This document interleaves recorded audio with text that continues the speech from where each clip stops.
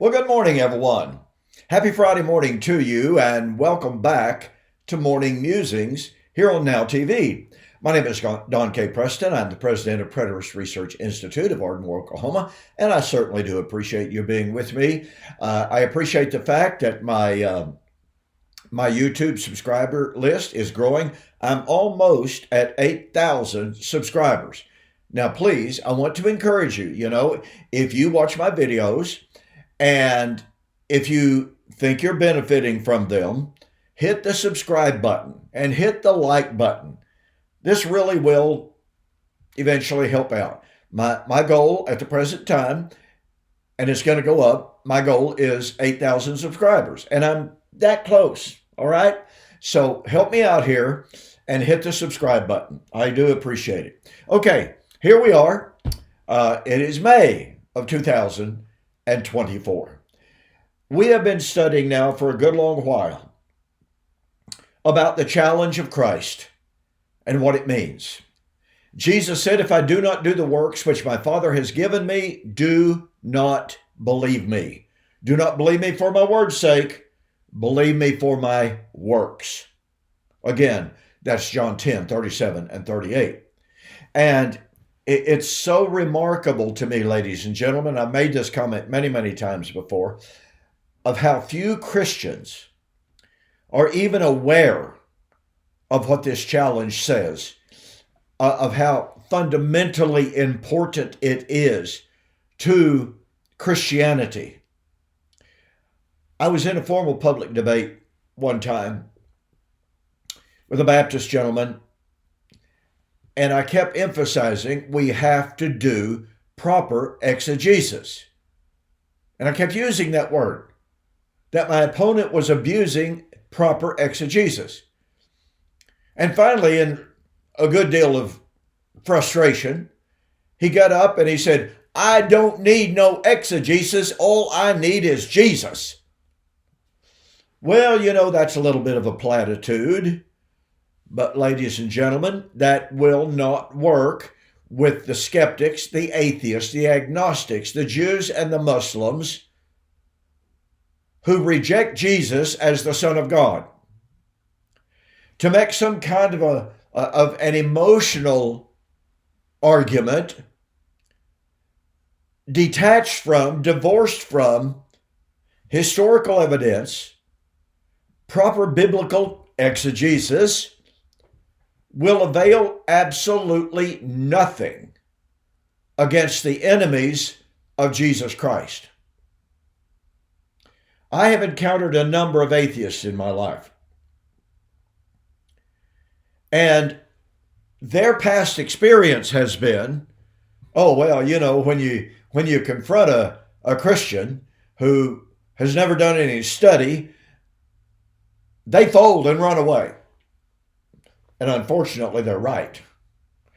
But it has been my experience that when I have encountered an atheist, an unbeliever, and been able to present a reasoned defense of Christianity based upon history, based upon science, based upon the biblical text, it is the atheist that runs away.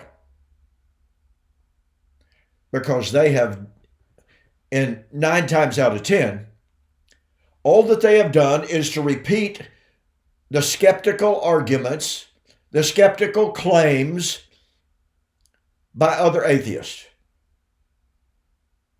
When I've heard people say, well, there are just all sorts of mistakes, it's all sorts of contradictions in the Bible.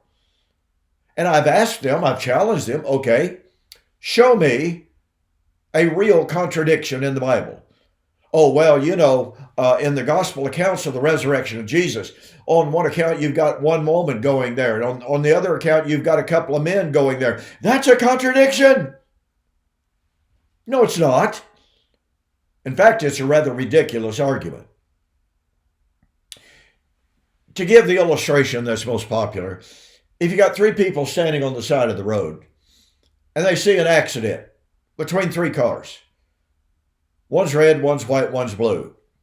Okay? And the investigating officer asked person number one, "What did you see?" He said, "Well, I saw a red car get wrecked." Number two, "What did you see?" "Well, I saw this white car get all crumpled up." Person number three, "What did you see?" "Well, there was this red car. Man, it was in this wreck. It was in this wreck. Would anyone argue, oh, wait a minute. These eyewitness accounts are false. They're contradicting one another. One says white, red, white, blue. That's not a contradiction, ladies and gentlemen. And if the police officer says, "Well, what did you see?" "Well, I saw a car in a wreck." Another guy says, "Well, there were these two cars." Another guy says, "Well, there were three cars." Are they contradicting each other? Clearly not. So we have to learn the nature of evidence. We have to learn the nature of testimony. So when I encounter people and I present to them the challenge of Christ, and when I present to Christians the challenge of Christ, in which Jesus said, "The Son of Man will come in the glory of the Father with his angels, and shall reward every man according to his works. And verily I say unto you, there are some standing here which shall not taste of death until they see the Son of Man coming in his kingdom." It has been my sad experience that 8 out of 10 people, 8 out of 10 believers in Jesus, have no clue about those verses even existing. And let me say this kindly. If you do not know how to answer the challenge of Christ in regard to this challenge, when you confront an atheist, a Muslim, a skeptic, whatever, and if they know about the prediction, they are going to humble you. They're going to embarrass you. In 1 Peter chapter 3, verse 15, the Apostle Peter said, sanctify. The word sanctify means to set apart. Sanctify Christ as Lord in your heart. And be ready always to give an answer. The word answer there is from the Greek word apologia.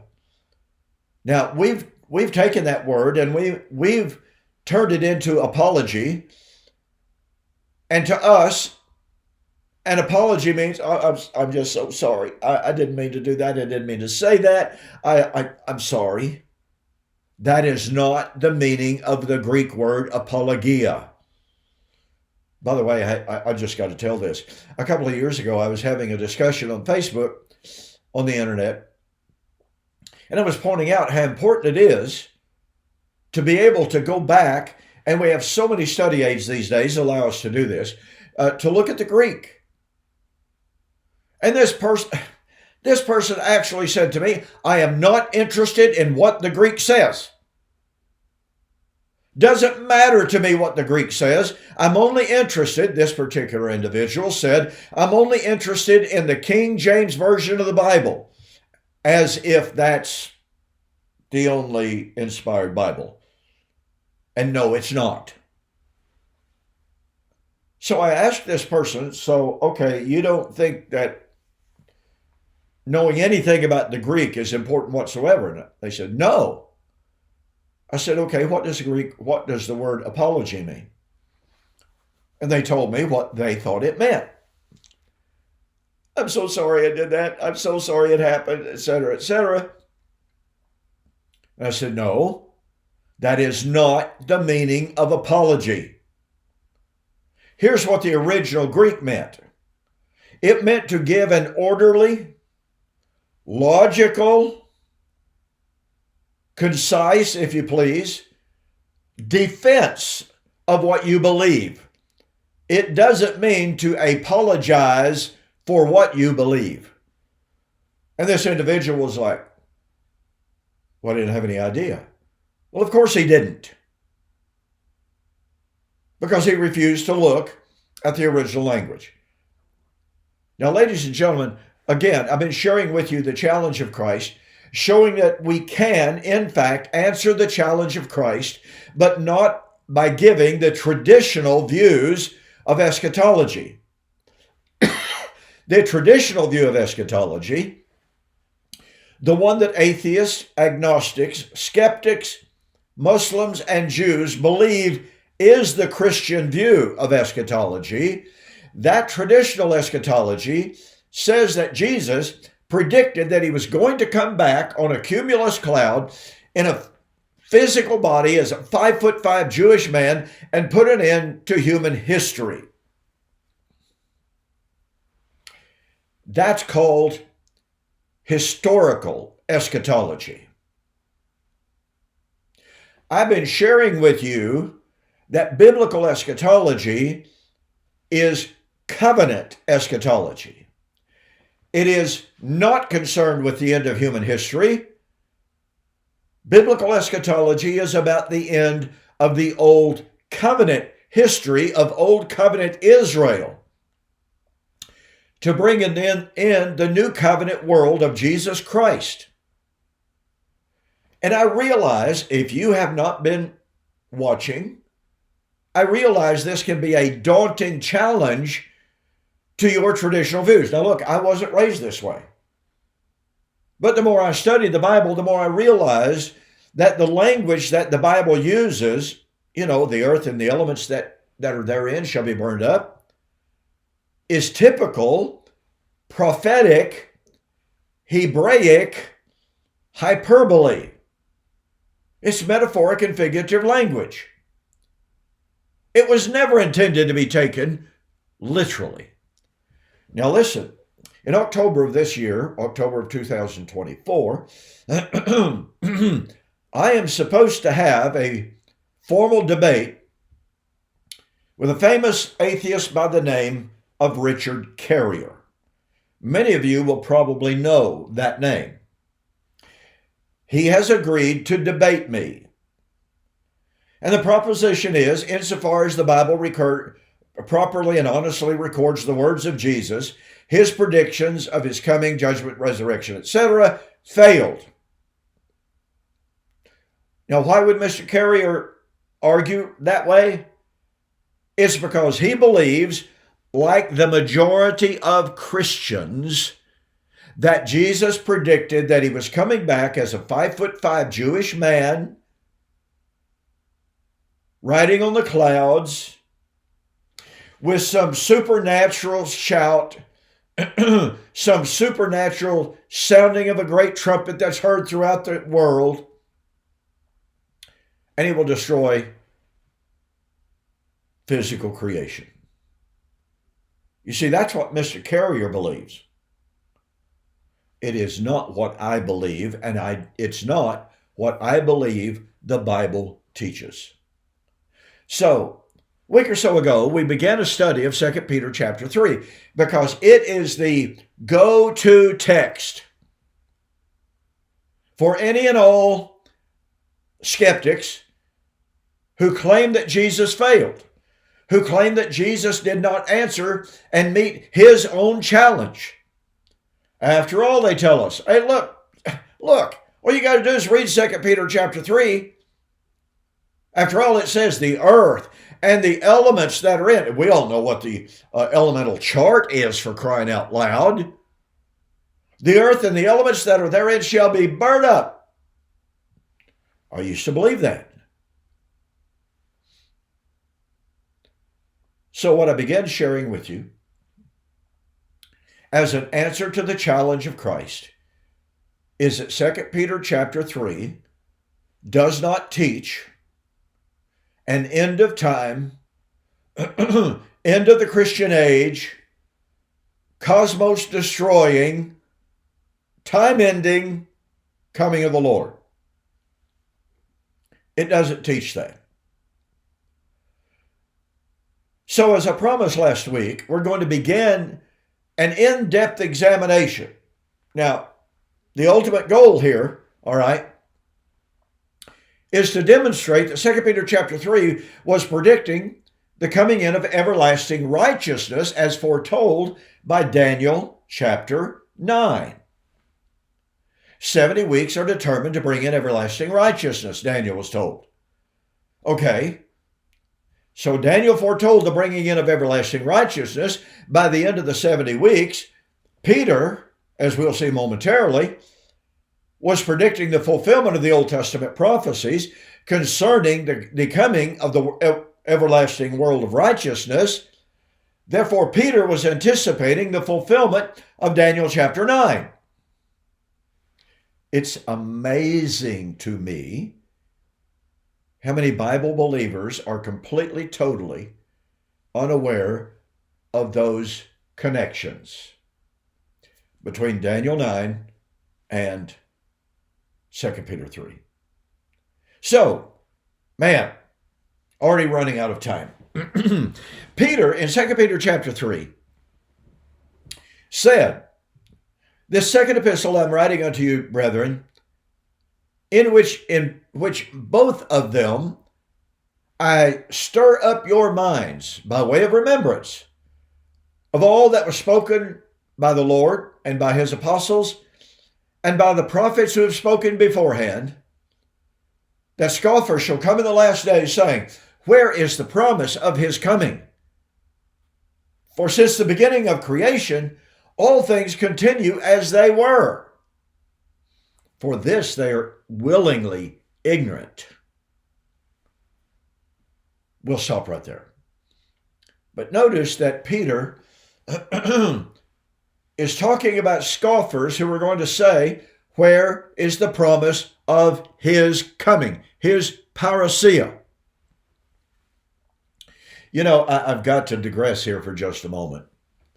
There are some former preterists,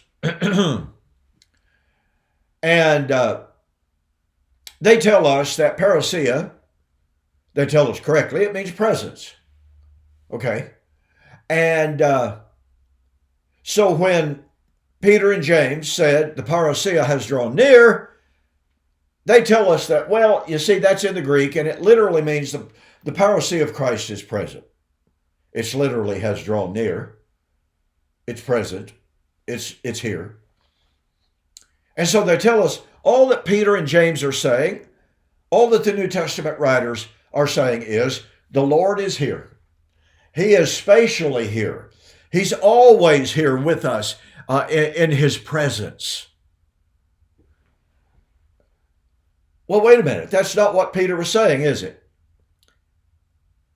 He's saying the scoffers would say, where is the promise of his parousia?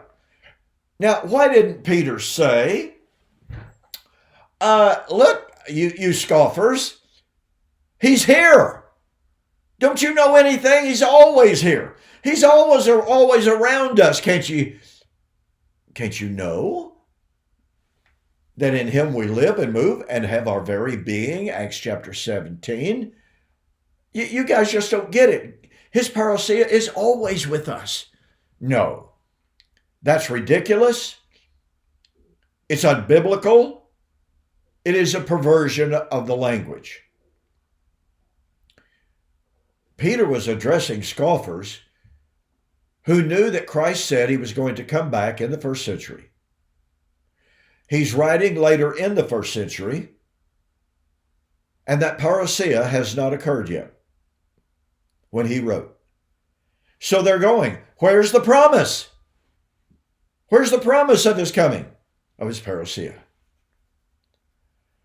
And Peter should have, if this new anti-preterist definition of parousia is correct, then Peter gave the entirely wrong answer. He didn't say, since the beginning of the creation, God's always been with us. Should have.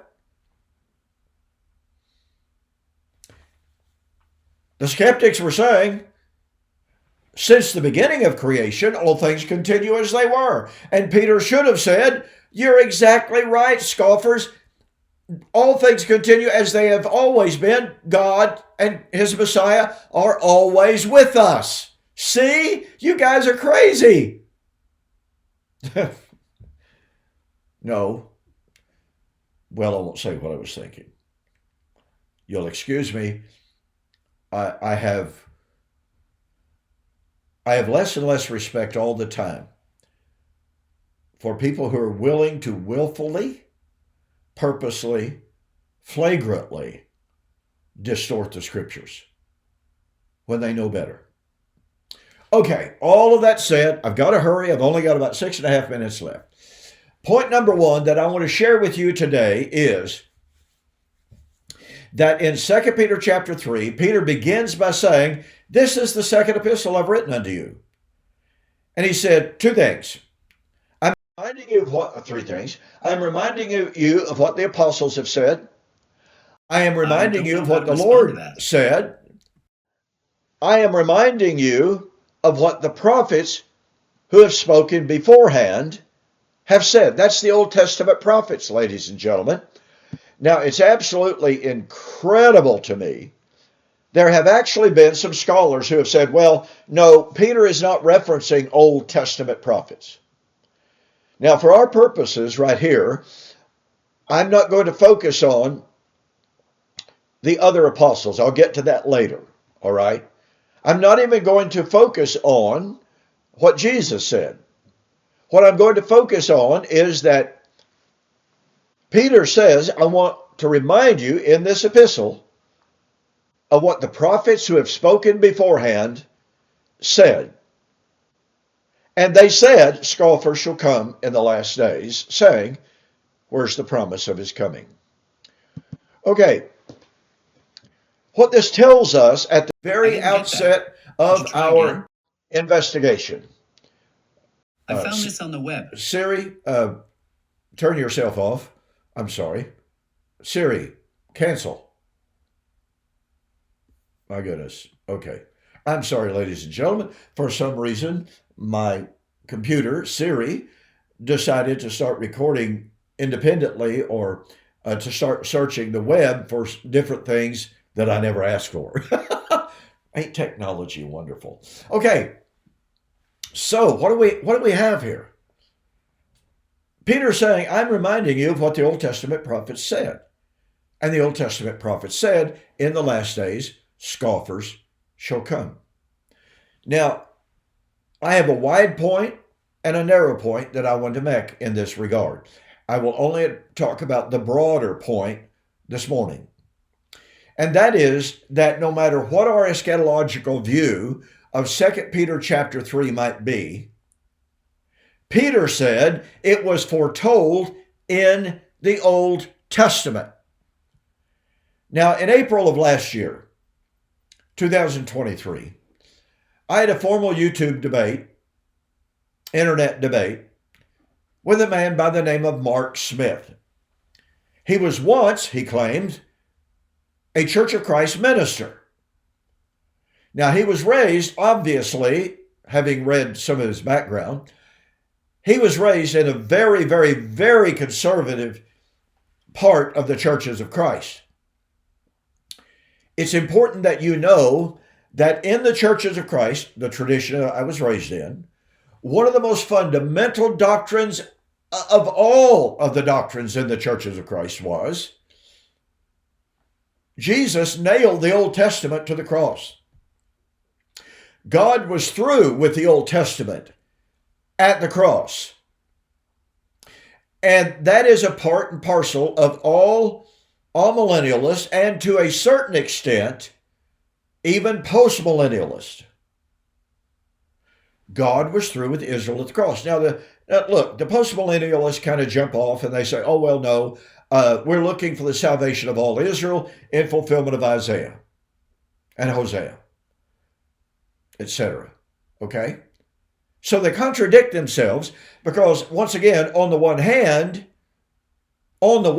they tell us God was through with Israel in the Old Covenant at the cross. Then they turn right around and they base their eschatology on the Old Testament, which they just told us was done away.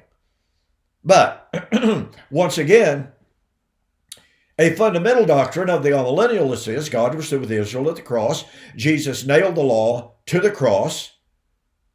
Beginning at Pentecost and onward, God was through with Israel. He was dealing with the church.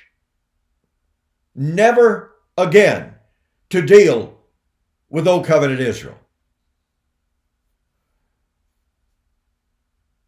I believed that, and I taught that for years. And yet I ran into Peter saying that his doctrine of the day of the Lord, his doctrine of the destruction of the, quote, earth and the elements that are therein, his doctrine of the coming of an everlasting world of righteousness was from the Old Testament prophets. I remember sitting at my desk in Shawnee, Oklahoma, years and years and years ago. I was reading Acts chapter 24, 14 and following, in which Paul, on trial for his life, Paul on trial for his doctrine of the resurrection, said, "This I confess to you, that after the way which they call a sect, so worship I the God of my fathers, believing all things that are written in the law and the prophets, that there is about to be resurrection of the just and the unjust." And ladies and gentlemen, have you ever had a scripture, a Bible verse, just reach off the page and hit you up beside the head like a 2x4, like a 4x8, like a 8x10? That's what happened to me that day. How could Paul, writing years and years and years after the cross, say that his doctrine of the resurrection was found in the law and the prophets? Paul, have you forgotten that you've written that the law was nailed to the cross? He didn't forget it because he didn't say it. Paul, haven't you forgotten that you said the law was done away with? He didn't forget it because he didn't believe it. Listen, folks, this is absolutely fundamental. We're going to develop it. I'll continue it again next week. In the meantime, I'm completely out of time.